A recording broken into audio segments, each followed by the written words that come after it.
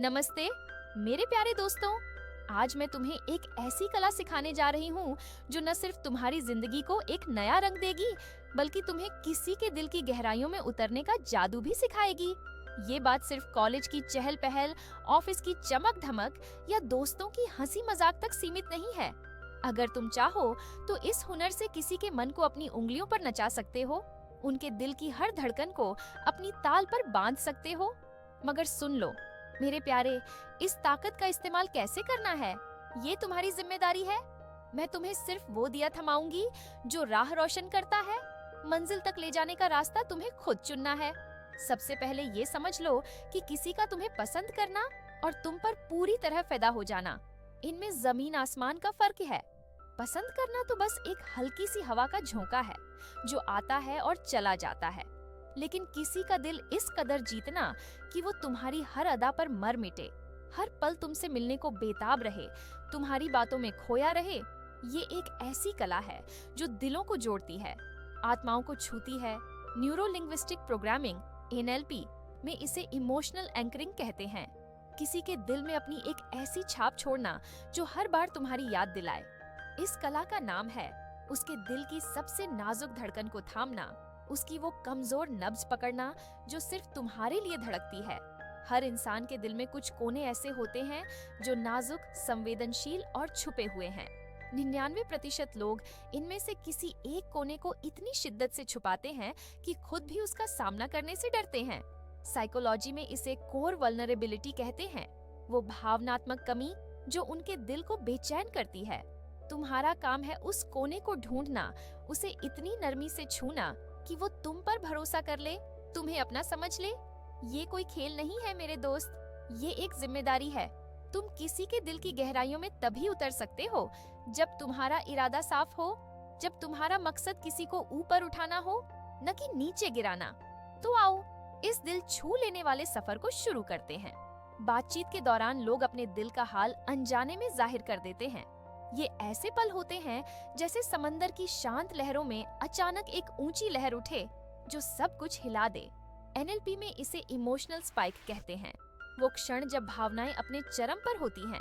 जब तुम किसी से बात कर रहे हो तो आमतौर पर उसका लहजा नरम होता है, बोलने की रफ्तार संतुलित और ध्यान हल्का फुल्का। सब कुछ बस ठीक ठाक चल रहा होता है, जैसे जिंदगी की एक आम सी धुन। मगर कभी कभी जब तुम कोई ऐसी बात छेड़ते हो जो उसके दिल को गहरे तक छू ले, तो तुम उसके व्यवहार में एक हल्का सा बदलाव देखते हो। उसकी आंखों में एक चमक, उसकी मुस्कान में एक गहराई, या उसकी आवाज में एक ठहराव। और फिर कुछ खास मौकों पर तुम उसकी भावनाओं में एक बड़ा उफान देखोगे। साइकोलॉजी में इसे इमोशनल ट्रिगर कहते हैं, वो बिंदु जहां उसका दिल खुलकर धड़कता है। उदाहरण के लिए, अगर वो कोई बात दोहराती है, कोई जुमला, कोई वाक्य, तो समझ लो कि उसे तुमसे वो जवाब नहीं मिला जिसकी उसे तलाश थी। या फिर अगर वो किसी बात पर ज्यादा जोश दिखाए, जैसे हंसते हंसते रुक जाए, आंखें चमक उठें या आवाज में एक गर्माहट आ जाए, तो गौर करो, क्या ये बात उसके दिल, उसकी जिंदगी या उसकी सबसे गहरी भावनाओं से जुड़ी है? अगर हाँ, तो तुमने उसके दिल के कवच में एक दरार ढूंढ ली है। ये दरार वो कमी है जो वो अनजाने में किसी से भरवाना चाहती है। चाणक्य ने एक बार कहा था, जो दूसरों की कमजोरियों को समझ लेता है वो उनके मन पर आसानी से राज कर सकता है। लेकिन मैं तुम्हें राज करने की नहीं, दिल जीतने की बात कर रही हूँ। अगर तुम उसकी उस कमी को समझकर अपने व्यवहार से उसे पूरा कर दो, तो वो तुम्हारी ओर खींची चली आएगी, जैसे पतंगा शमा की ओर खींचता है। अब बात करते हैं उन 4 नाजुक धड़कनों की जो किसी के दिल की खाली जगह को पकड़ने का रास्ता दिखाती हैं। ये ऐसा है जैसे तुम्हारे पास एक जादुई रडार हो जो सीधे उसकी आत्मा को स्कैन कर ले। मैं तुम्हें इन धड़कनों को एक एक करके समझाऊंगी और बताऊंगी कि इनका इस्तेमाल कैसे करना है, ताकि तुम किसी के दिल को न सिर्फ जीत सको, बल्कि उसे हमेशा के लिए अपने पास बांध सको। पहली धड़कन है प्रशंसा की प्यास। हर इंसान को अपनी तारीफ सुनना पसंद है, लेकिन कुछ लोग ऐसे होते हैं जिनके लिए ये तारीफ उनकी जिंदगी का सांस है, उनका ऑक्सीजन। साइकोलॉजी में इसे नार्सिसिस्टिक क्रेविंग कहते हैं, लेकिन इसे गलत मत समझो। ये उनकी वो जरूरत है जो उन्हें सबसे खास, सबसे अलग दिखने की चाह देती है। ऐसी लड़कियां आसानी से पहचानी जा सकती हैं। वो हमेशा ये दिखाने की कोशिश करती हैं कि वो भीड़ से जुदा हैं। अपनी छोटी छोटी कामयाबियों को बार बार दोहराती हैं, अपनी खूबियों का जिक्र करती हैं या ये बताती हैं कि कैसे उन्होंने किसी का दिल जीता। वो चाहती हैं कि हर नजर उन पर ठहरे, हर जुबान उनकी तारीफ करे। तो तुम्हें क्या करना है? उन्हें ये एहसास दिलाओ कि वो वाकई वो सितारा है जो आसमान में सबसे ज्यादा चमकता है। उनकी राय को अहमियत दो, उनकी पसंद को सराहो। मिसाल के तौर पर, अगर तुम कहीं जा रहे हो तो उनसे पूछो, तू बता कहाँ चलें? तेरा टेस्ट तो गजब का है। या फिर, ये जगह तूने चुनी थी ना, कमाल का झोंक है तेरा। ये छोटी छोटी बातें उनके दिल को गुदगुदाती हैं, उनके आत्मविश्वास को पंख देती हैं। लेकिन तारीफ का जादू तभी काम करता है जब वो चतुराई से की जाए। सीधे सीधे कहना कि तू बहुत खूबसूरत है या तेरा स्टाइल कमाल है, ये पुराना और बासी तरीका है। इससे तुम बस चापलूस लगोगे और उनका दिल शायद ही पिघले। पुराने दर्शकों, ध्यान दें, मैंने एक नया YouTube चैनल बनाया है जहां मैं उच्च स्तरीय मनोविज्ञान, हाई लेवल साइकोलॉजी और NLP तकनीकों, NLP टेक्निक्स की कक्षाएं लूंगी। इस चैनल पर मैं खुलकर बात करूंगी और आपको उन्नत स्तर की सामग्री दूंगी।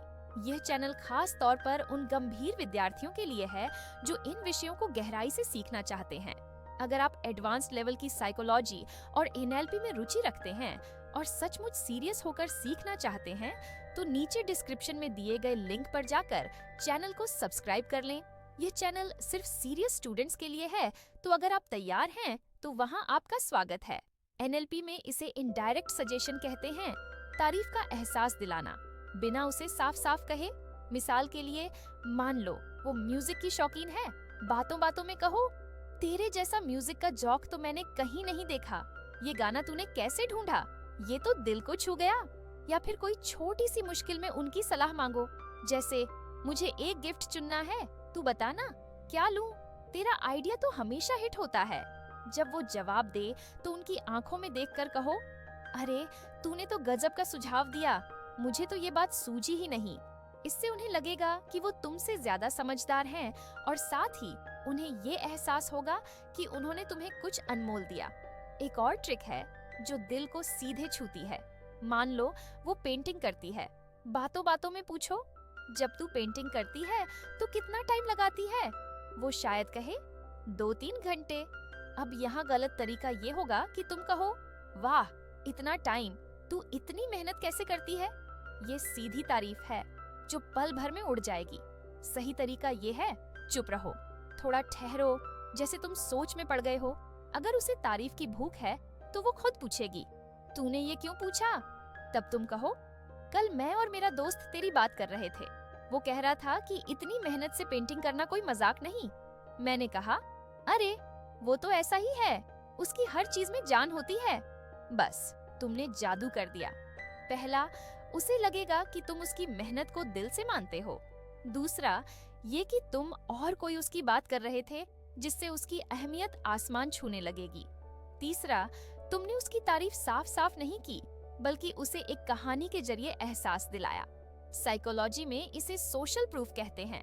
जब किसी को लगता है कि दूसरे भी उसकी कद्र करते हैं, तो उसका आत्मविश्वास 2 गुना हो जाता है। एक और तरीका है, उसके किसी गुण पर हल्का सा मजाक उड़ाओ, लेकिन प्यार से।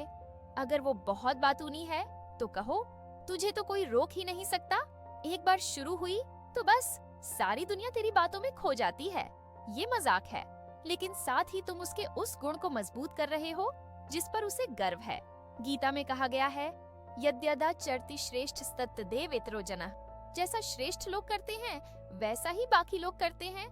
अगर तुम चतुराई से उसकी तारीफ करोगे तो वो तुम्हारी हर बात को गौर से सुनेगी, तुम्हारी हर अदा को दिल से महसूस करेगी। अब दूसरी धड़कन, सपनों का पीछा। कुछ लड़कियां अपने सपनों के लिए जीती हैं, चाहे वो एक बड़ा करियर हो, कोई खास कोर्स हो या अपनी कला को दुनिया के सामने लाने का जुनून। ये सपने उनकी जिंदगी को मायने देते हैं, उनके दिल को रोशनी। लेकिन चाहे वो कितनी ही कॉन्फिडेंट क्यों न दिखे, उनके मन में एक छोटी सी आवाज हमेशा गूंजती है, क्या होगा अगर मैं नाकाम हो गई? क्या होगा अगर मेरा सपना टूट गया? साइकोलॉजी में इसे इम्पोस्टर सिंड्रोम कहते हैं, वो डर जो हर मेहनती इंसान के मन में कहीं न कहीं छुपा होता है। ये आवाज उनके मन में एक खालीपन बनाती है, एक ऐसी बेचैनी जो उन्हें रातों को जगाए रखती है। अगर तुम उस खालीपन को भर सको तो तुम उनके लिए वो इंसान बन जाओगे जिसके बिना उनकी जिंदगी अधूरी सी लगेगी। मान लो कोई लड़की फैशन डिजाइनिंग सीख रही है। उसका सपना है कि वो एक मशहूर डिजाइनर बने, अपनी क्रिएटिविटी से दुनिया को हैरान कर दे।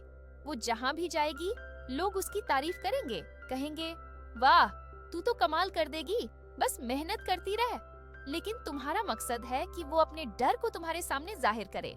अगर तुम एक अच्छे श्रोता हो और मेरी बताई NLP टेक्निक अपनाते हो तो वो खुद ब खुद अपने दिल की बात कहने लगेगी। जब वो अपने डर की बात करे, जैसे मुझे डर है कि मैं कभी इतनी अच्छी डिजाइनर नहीं बन पाऊंगी, तो सबसे पहले चुप रहो, उसे बोलने दे, उसे अपने दिल का बोझ हल्का करने दे। साइकोलॉजी में इसे एक्टिव लिसनिंग कहते हैं। जब तुम सिर्फ सुनते हो, बिना जज किए, बिना सलाह दिए। जब वो खत्म करे तो उसे उम्मीद दो। NLP में इसे रिफ्रेमिंग कहते हैं। उसके डर को एक नई रोशनी में पेश करना, उसे एक नया नजरिया देना। उदाहरण के लिए कहो, मेरी एक दोस्त भी ठीक तेरी तरह थी।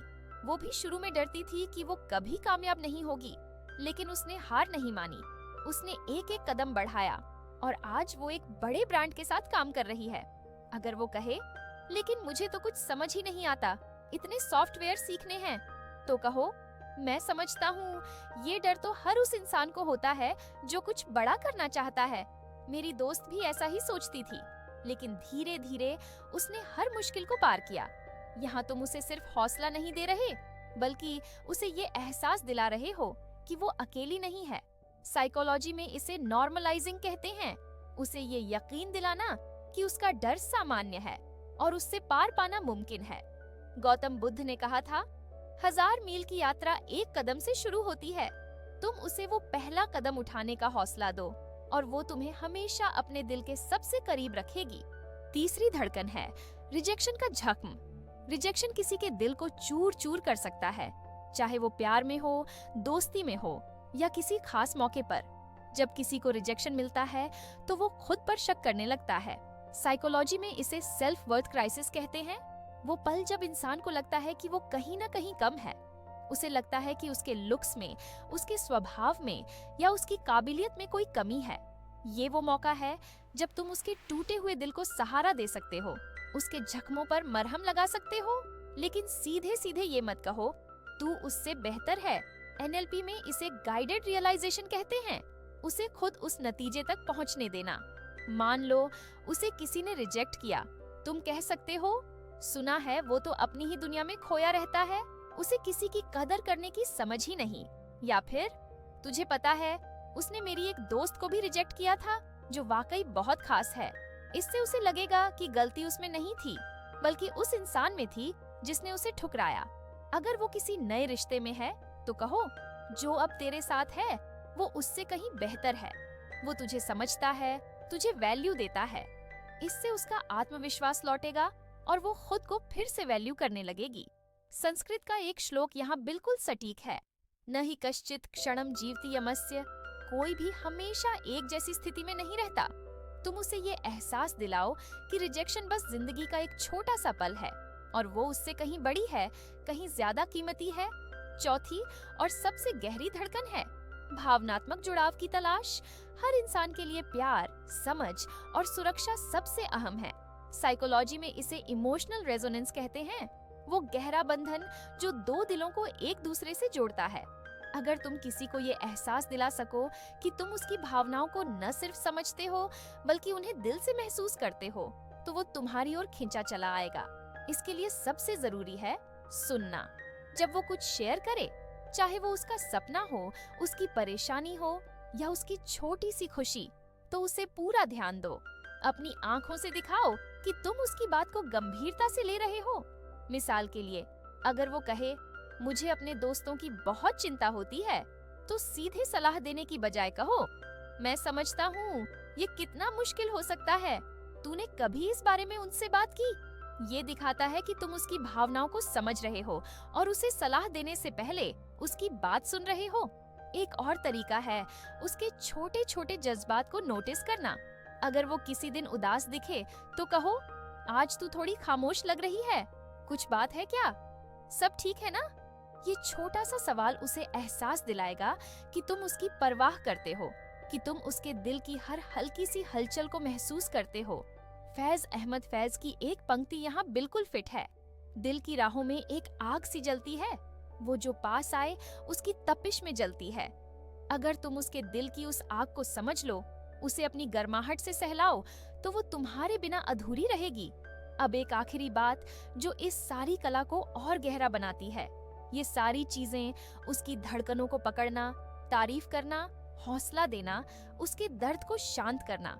जब तुम किसी से बात करते हो और उसके दिल को छूते हो, तो ये ऐसा है जैसे तुम उसे एक मीठा सा नशा दे रहे हो। लेकिन हर नशे की तरह इसका असर भी कम होता है। उसका दिल फिर से सामान्य हो जाता है और वो उस नशे की तलब करने लगता है। साइकोलॉजी में इसे इमोशनल डिपेंडेंसी कहते हैं। वो भावनात्मक बंधन जो उसे तुमसे बार बार जोड़ता है। वो तुमसे फिर बात करना चाहेगा, तुमसे फिर मिलना चाहेगा। तुम्हारी हर छोटी सी बात, हर मुस्कान, हर नजर उसे याद आएगी। वो तुम्हारी आदत में पड़ जाएगा, बिना ये समझे कि आखिर ये जादू है क्या। गीता में कहा गया है, संघात संजायति कामः, संगति से इच्छा जन्म लेती है। अगर तुम किसी का दिल जीत लोगे, तो वो तुम्हारी संगति की तलब करेगा। तुम्हारे बिना उसकी जिंदगी फीकी सी लगेगी। लेकिन मेरे दोस्त, ये कला सिर्फ दिल जीतने के लिए नहीं है। ये कला है किसी को समझने की, किसी को वो एहसास देने की कि वो इस दुनिया में अकेला नहीं है। तुम्हारा हर शब्द, हर अदा, हर नजर किसी के दिल को रोशनी दे सकती है। तो इस हुनर का इस्तेमाल दिल से दिल जोड़ने के लिए करो, किसी के सपनों को पंख देने के लिए करो, किसी के जख्मों पर मरहम लगाने के लिए करो।